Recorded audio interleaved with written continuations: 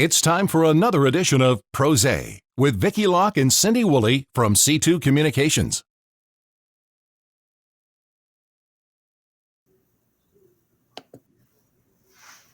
Cheers. Cheers, everybody. It's PRose. Cindy and Vicki with you. What are you drinking today? Well, I have something special today. I was traveling, and as I was passing through Georgia, I saw Peach World, and I've seen it 100 times, and I've never stopped. And of course, peaches aren't in season right now, so the only thing I was left to buy was peach wine. So Peach wine from Peach World. From yes, Confederate Peach. Of course, it's grape wine with natural flavor, so it's not the authentic peach brandy, but it's a sweet treat. I have some boring rosé, I guess. I can't compete with you today, but it is tasty and delicious and very delightful. Way to keep with our branding. Prose, That's right. Prose. Prose, because it rhymes with rosé, because we talk to fabulous authors and we drink. And it makes for a wonderful show. Absolutely. I think, definitely. And our guest, I think, is in Georgia right now. She is Justine Cowan. She's not only an author, but she's an attorney and an environmentalist, born and raised in the Bay Area. She's a graduate of UC Berkeley and Duke University School of Law. Her book, The Secret Life of Dorothy Soames, is a true story of how she uncovered her mother's very dark past. Her mom was brought up in the Foundling Hospital in London, which was an institution established in the 18th century to raise the children of unwed mothers. I mean, just think, Rihanna would be chastised today for being pregnant and not being married. And when you think of her book, you can think maybe Oliver Twist meets Mommy Dearest. We're going to find out that Secret Life of Dorothy Soames is getting rave reviews on both sides of the Atlantic. And we raise a glass to our guest, Justine Cowan. Welcome, Justine. Hi. How are you? Good. Nice to see you.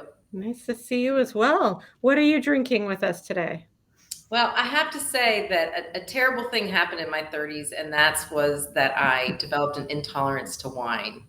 Tragic. But the good thing happened is that I met my husband, who makes wonderful cocktails.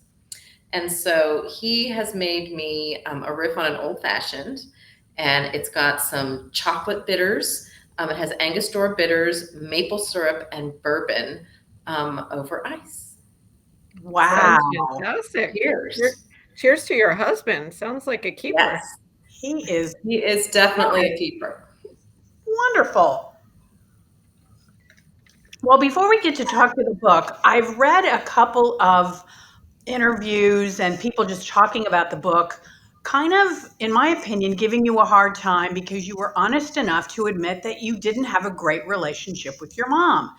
And I'm thinking, you're not the only one. I did not have a good relationship with my mother growing up. In fact, the dementia that she had only made it worse. And I've never felt guilty about it. I mean, it's just a fact of life.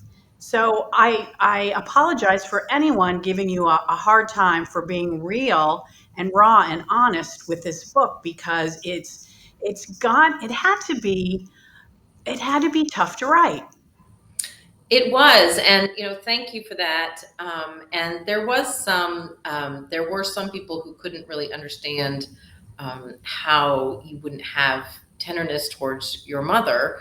And in a way, I feel happy for them, because that means that they probably had a really good relationship with their parents, and I applaud them for that. But I really heard from much more people that felt understood when they read my book. Perhaps their mothers weren't raised at the Foundling Hospital, but some sort of trauma had happened in their past that made it difficult for the mother and child to connect. And so tell everybody. So here I'm thinking, does my mom have a past I didn't know about? Here you grew up kind of privileged. You had you didn't want for anything, I guess, financially, but then you find out that your mother, who you thought had royal blood, the whole thing was a lie. Right. So I was raised to believe that my mother had come from some sort of aristocratic background, raised in London society, perhaps. I never got many details. But when I was 19, I found her in almost a scene out of a Hollywood movie, sitting alone in the dark, writing on a notepad over and over again a name: Dorothy Soames, Dorothy Soames, Dorothy Soames. And we never spoke about it that day.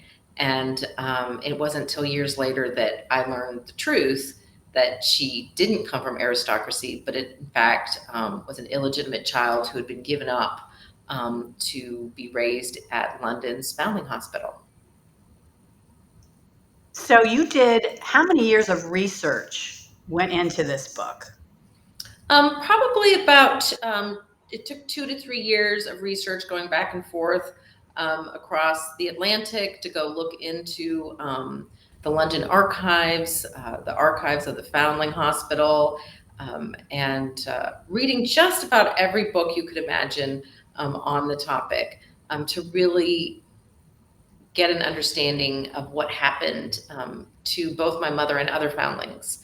And my research included connecting with classmates of my mother, if you call them classmates. The education was not a high priority at the Foundling Hospital. It was more of the priority was to raise them to be servants.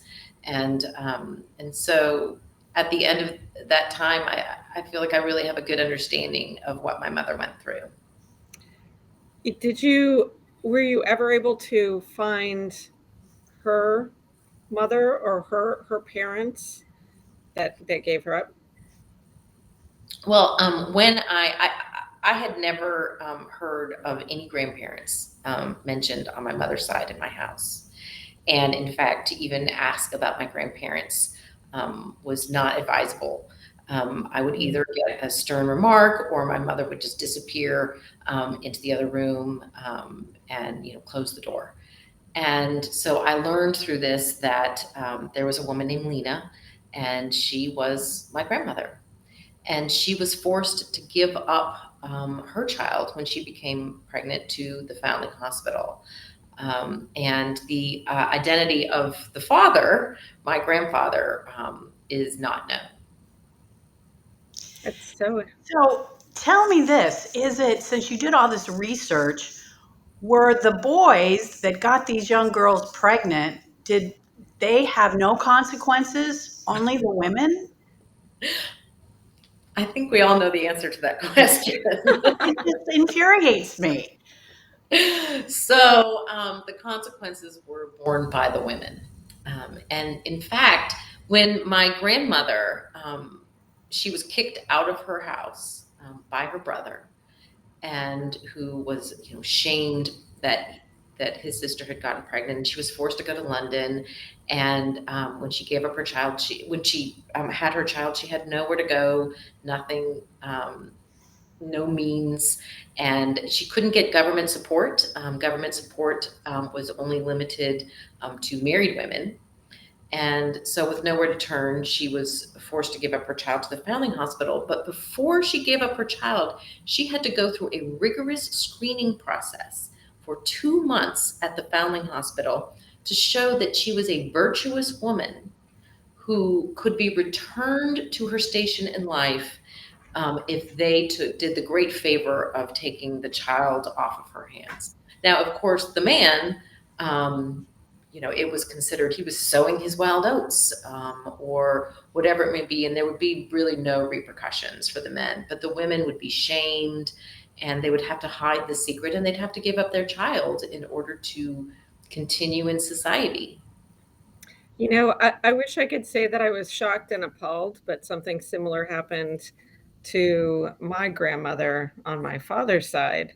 And she actually had 3 children taken away from her because she had an affair and she was deemed unfit. And so here she had these children taken away from her, and then her son, that she raised was my father. So and this is just in the 1950s, this isn't medieval times. This is not that long ago. So When I tell the story of my mother and how she was raised to be a servant, and she wore uniforms that were created by the artist William Hogarth in the 1700s, and she would wear the same thing every day and march in twos everywhere she went. It would be beaten. I would get the question that they didn't quite understand, because didn't that happen in the 1800s? And it didn't. This all happened in the 1930s and the 1940s, and the institution didn't close down until the 50s. It's just shocking to me. It's just shocking. And in our lifetime, basically, this happened. But how did your mother, obviously she escaped, and we don't want to give everything away in the book, but she met your father, so I'm assuming she was able to bond with your dad and have a loving relationship, but maybe because as a child she didn't know what it was like to have a loving parent, so you think she couldn't do that for you, show you kindness and affection? Well, I do wonder what the relationship was for my parents. I mean, of course, I only see one view, and there clearly was a bond between them, but it looked troubled to me. And it definitely impacted that relationship as well. But in addition to just doing the factual research of what happened to my mother, I also did research into childhood bonding, and how if a child is deprived of love when they are very young, they are unable to develop attachments in the healthy way. And so it was really sealed those first few years when my mother was not given any love, instead was beaten, locked in closets, that it was difficult for her to bond with others, and particularly with me. Just unbelievable. So you had to have or maybe not, a completely different view of your mother once you uncovered all of this information. It was really transformational in some ways. I mean, I always knew that there was something terribly wrong, and um, and it just weighed on me that this inability for us to connect, it just pervaded everything in my childhood. And I knew that something terrible had happened to my mother. I didn't know what. There was, you always know something's going on. A child is intuitive, and is aware that something's amiss. And I came to understand our relationship better, and in a sense, to one, it was to forgive myself, because I did harbor a great deal of guilt and shame that I couldn't love my mother. And I came to understand, and I don't know if I forgave her, but I was able to understand and empathize and just come to a different place that wasn't full of anger. mhm. I would say the same thing too, in that my grandmother on my father's side and I had a very rocky relationship, but once I understood where she came from, it softened. It softened that my heart, and I just felt more compassion. So, what do you think is a lesson that, children or teenagers or even young adults who've got struggled or who've struggled with a parental relationship, might be able to take away from your experience? Um, Well, I know from my experience, and also from the countless people that I've heard of that have reached out to me, is that there is a tendency of children to blame themselves, and to think that anything that's happening in the home that's not ideal is somehow caused by them. And I mean, I had the extra burden there that my mother would often say that to me. But even if I wasn't getting that message, it's very common, and I would hear it in the emails and other messages that I got, when you don't love someone that you should love, that somehow it's your fault. And a lot of times, these things have really been sealed generations before, and it's passed down and passed down. and that your focus should be to basically break that cycle and to focus on yourself and making yourself a healthy person so that you can love the next generation.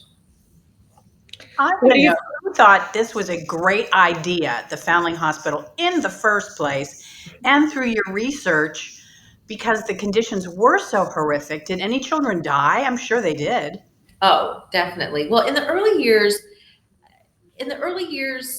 there was benevolence and a charitable purpose for creating this. I mean, in London in the 1700s, it was so shameful to be illegitimate that babies would literally be thrown into the rubbish on the side of London streets Oh, and to left to die. And if they didn't die, they would be raised, they would just live on the streets and become beggars and thieves.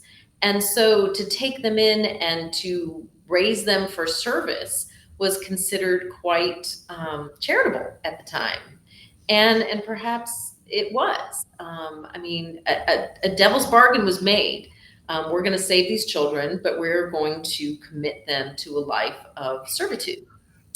And in fact, in the 1800s, it was Charles Dickens who wrote about Oliver Twist, and it was because he was a patron of the Foundling Hospital, and that's where all of those stories came from. And at the time, Charles Dickens thought that the Foundling Hospital was a wonderful institution. What? But because it saved children from death. And there's something to be said for that. But it didn't change with the times. And some of the things that happened there perhaps weren't publicly known, such as the prison room where they would lock up children and use solitary confinement to cure their bad behavior, which of course, now with modern psychology, we understand that that's actually going to make things worse. That you're going to damage the child, give them trauma, and then they're going to act out, and you've really just created a cycle. And then you punish them more, and then it just makes it go on and on and on, and makes the child worse. it's amazing that we survive as a human race. We've been so brutal to everyone, and it's just it's crazy. So now you see this evolution of family again, right? So the structure of the family was the parental units, and illegitimate was not accepted, and gradually we're more accepted, and now you're seeing polyamory and different relationships and family structures altogether. What does that leave you with, given your background and what you've seen from your research in the foundlings? Well, I mean, at the center of everything that I discovered and all of my research is that the most important thing for a child is love.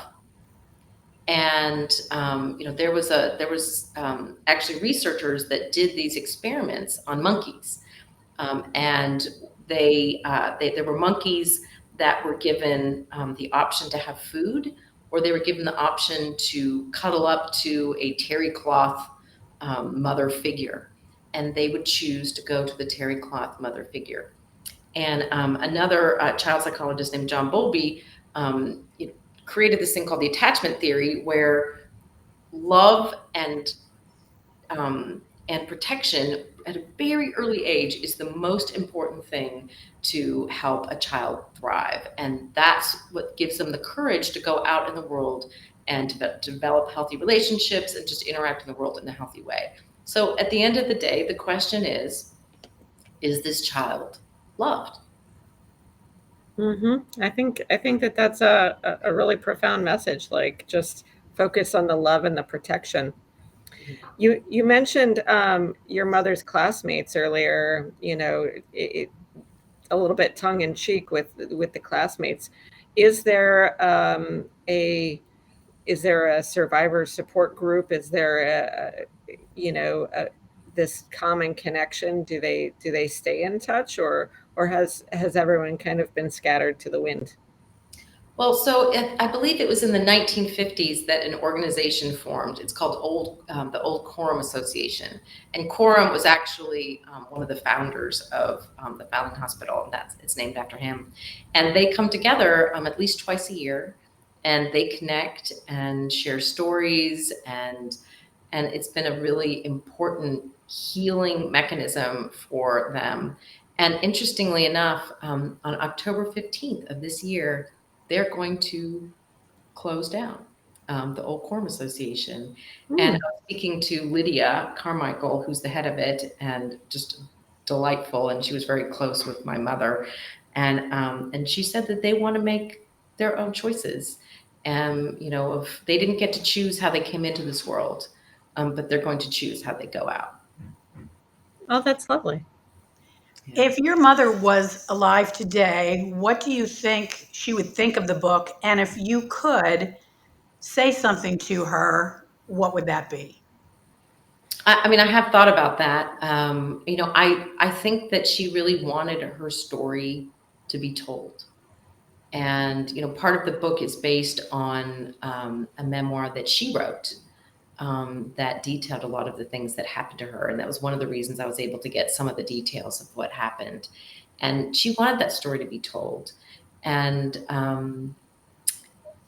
but I think that, I was also honest about some of the things that happened in our childhood home. And that might not have made her particularly happy. Do you think she would apologize? Well, I mean, I think that my mother knew that she wasn't a good mother. Every once in a while, there would be a little tidbit that she would drop, that would acknowledge that. And so I don't think so. I think that it was too difficult for her to acknowledge how damaged she was. Did you have to go through therapy after learning all this? Oh, yeah, of course. Oh, yes, definitely. So I have had an absolutely wonderful therapist for, oh my goodness, I think 20 years. And she is really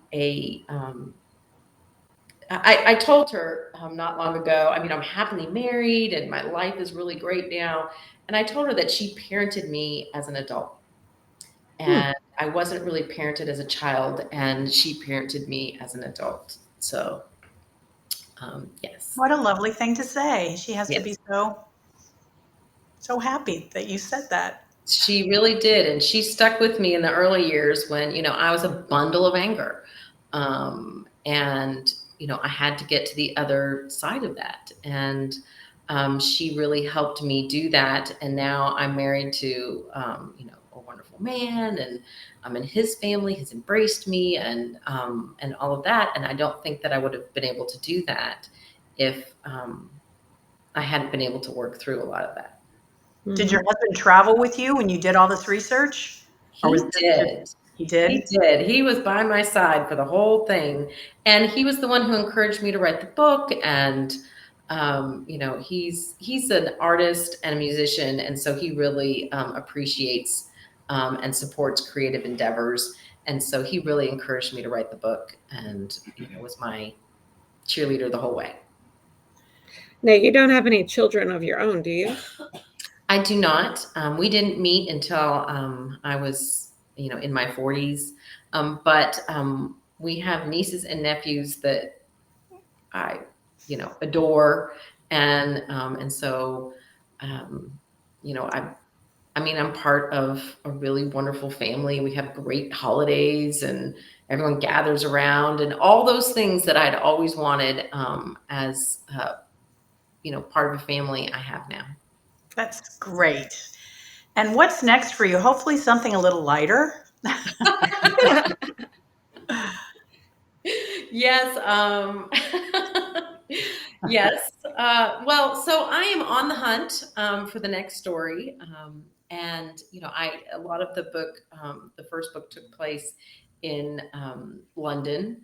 And this time, I live in the South. I was raised in San Francisco, but I live in the South and have spent a lot of time here. I was an environmental lawyer for many years. And of course, there's, when I read books such as Good Night in the Garden of Good and Evil, Midnight in the Garden. Midnight. Yes, love that book. You know, a lot of those characters are reminiscent of my experiences in Georgia. And so I'm hoping to tap into, you know, exploring the rich Southern culture with a really good story. I want it to be as riveting and, you know, gripping as this book. And so I'm on the hunt. And you're going to have a good cocktail from your husband as you're writing the Exactly. next Yes. novel. Yes. Signature cocktail for your book club. Absolutely, yes. So where can people find the book and where can they find you? Well, I have a website. It's justinecowan.com. And you can find the book at any major, any retailer and also independent bookstores. And the paperback will be released on April 5th. Nice. And it will include a new chapter, which includes new discoveries that happened after the book was released. It was in the New York Times, and following at that, I received a very mysterious phone call from someone who knew my mother, and learned some new details. So that will be in the paperback. As I said, that's being released on April 5th. And I also do book clubs. And so if you virtual book club drop-in, so you can go to my website and there's also information about that. You have to give us a quick hint. Anything with the mom's friend? What did you learn? Yes. So what I learned is that a little bit of information about what happened when she went back to the farm. I feel like this is a little bit of a spoiler if anyone hasn't read the book. But it talked about. Is it going to be shocking? Is it going to be? It all makes sense, and everything, all those unanswered questions that I had when I finished the book, I feel at the end were answered. And at least to, you know, I never did find out who my grandfather was. But to me, that was okay. That's not a question that I ever sought to get answered. He's someone that left our family, you know, 85 years ago. So he doesn't feel like a member of my family. But the new chapter will bring us full circle in every Yes. other aspect. Okay. Yes. Well, thanks so much for joining us. The book is unbelievable. Everybody's talking about it. And I can't believe you really do book clubs. That's so nice. Oh, we do. Oh, I have one this afternoon in Copenhagen. Really? Yes, I have one in Copenhagen. I've done them in New Zealand. I've done them all over the United States. Oh, I just pop in for 20, 30 minutes if you have a book club, and I just get a Zoom link, and I just pop in and answer questions for about 20 minutes. It's been really rewarding because that's where you really hear how the book resonated with people that grew up in troubled relationships with their parents, or are just really interested in a unique part of history. That's amazing. The Secret Life of Dorothy Soames is the name of the book. Justine Cowan, thanks so much for being with us. Cheers to you. Cheers. Cheers. Join us next week for another edition of PRose with Vicki Locke and Cindy Woolley from C2 Communications.